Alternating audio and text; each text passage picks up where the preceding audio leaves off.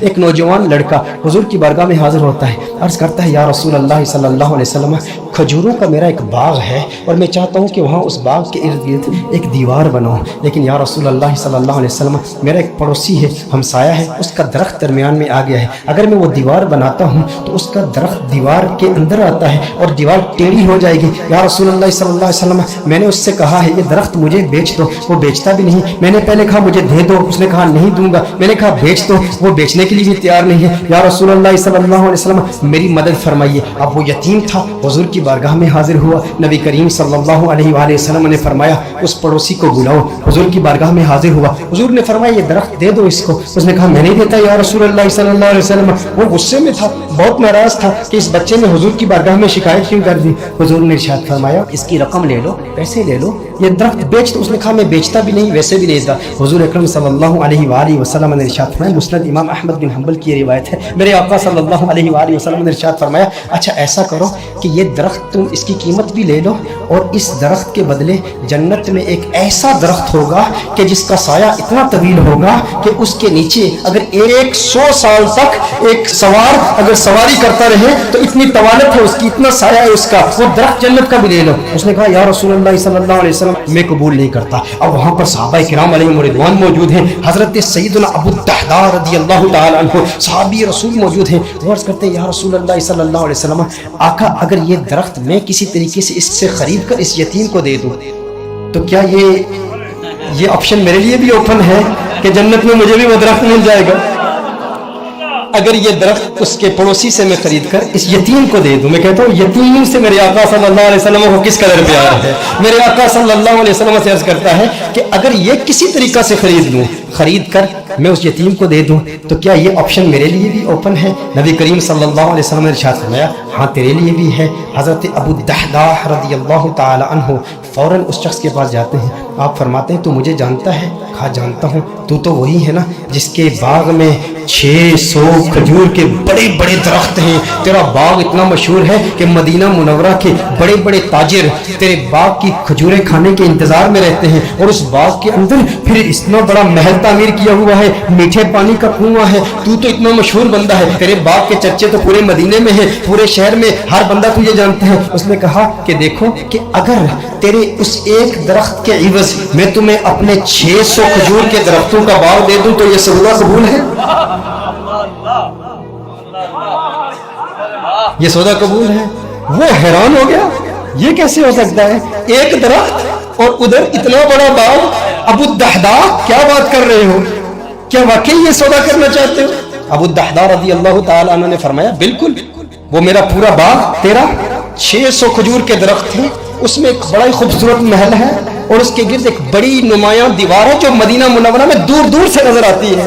کہا وہ بھی تجھے دے دوں گا، وہ محل بھی تیرا، وہ ساری کھجوروں کے درخت بھی تیرے، وہ سارا باغ بھی تیرا، کس کے عوض؟ ایک درخت۔ کہا ٹھیک ہے، اور حضور کی گواہی میں یہ سودا ہوتا ہے۔ اب ابو الدحداء رضی اللہ تعالیٰ عنہ فوراً وہاں سے جاتے ہیں، اب ان کی جو زوجہ ہے وہ اس باغ کے اندر ہے، باہر سے آواز دیتے ہیں اپنی زوجہ کو، ہے ام دحداء ذرا باہر آؤ باہر آؤ، میں نے اس باغ کو بیچ دیا ہے۔ اب ام دحداء جانتی ہیں یہ بہت بڑا تاجر ہے، بہت بڑا بزنس مین ہے، خسارے کا سودا نہیں کرتا، کبھی خسارے کا سودا نہیں کرتا۔ ام دحداء نے کہا ہے وہ دحداء کیسے سودا کیا ہے؟ کہا جنت کے ایک درخت کے عوض میں نے بیچا ہے۔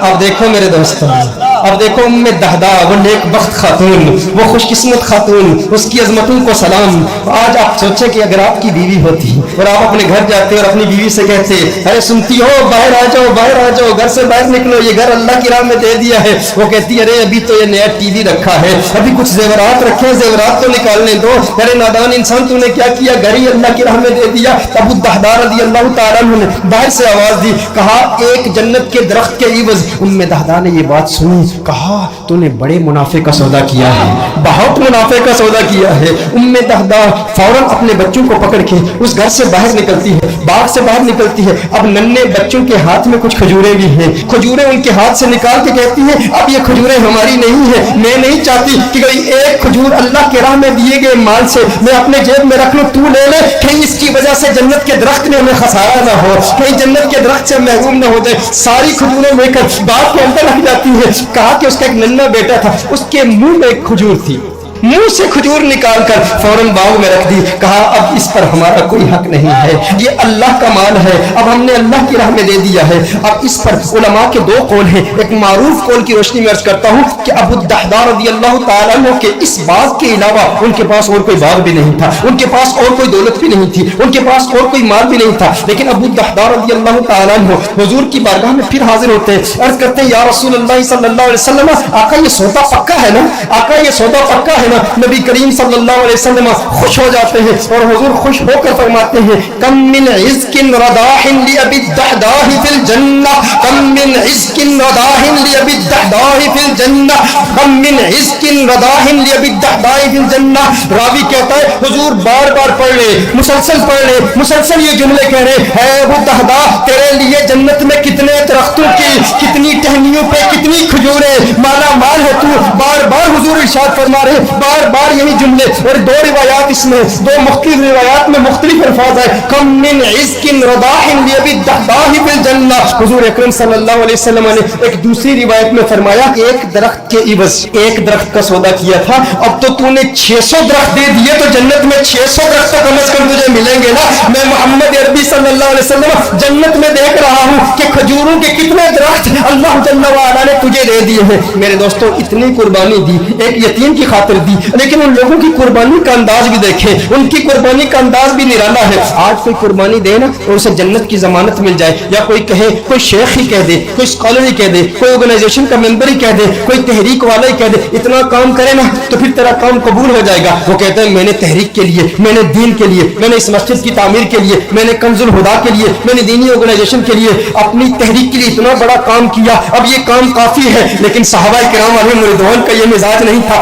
अबू दहदा के लिए मेरे आका नारे लगा रहे हैं, बार बार फरमा रहे हैं अरे कितनी खजूर है, मैं देख रहा हूँ जन्नत में ये सारे तेरे हैं। बार बार इरशाद फरमा रहे हैं भाई जितने इतनी तसल्ली मिल जाए और लिसाने मुस्तफा से मिल जाए, आका की जुबान से मिल जाए, उसकी किस्मत किस उरूज पर होगी। लेकिन फिर ये वही अबू दहदा है, उसके बाद भी मेहनत करते रहे। ग़ज़वाए उहद में जब दुश्मनों ने हुजूर पर हमला किया, अबू दहदा अपने सीने पर उन तीरों को बर्दाश्त कर रहे हैं और मेरे आका के कदमों में शहीद हो जाते हैं। और ग़ज़वाए उहद के बाद मेरे आका ने तलाश किया, कहा मेरा अबू दहदा मुझे दिखाओ। अरे वो खजूरों वाला मेरे आका अबू दहदा को देखते हैं और देख के मुस्कुराते हैं और मुस्कुरा के फिर फरमाते हैं कम मिन इज़्किन रदाहिन लि अबी दहदा फिल जन्नह।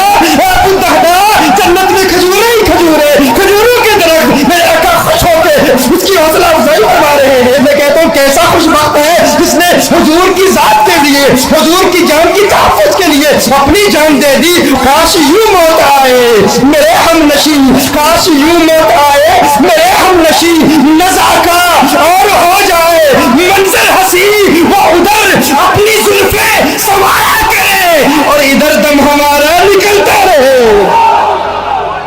हुजूर की जुल्फों का असीर, हुजूर की जुल्फों को देखता हुआ इस दुनिया से चला गया। दिल में, जिगर में, आंख में बस तू ही तू रहे, इसके सिवा न दिल में कोई आरज़ू रहे। इस एहतिमाम में शाख में सजदे करूं अदा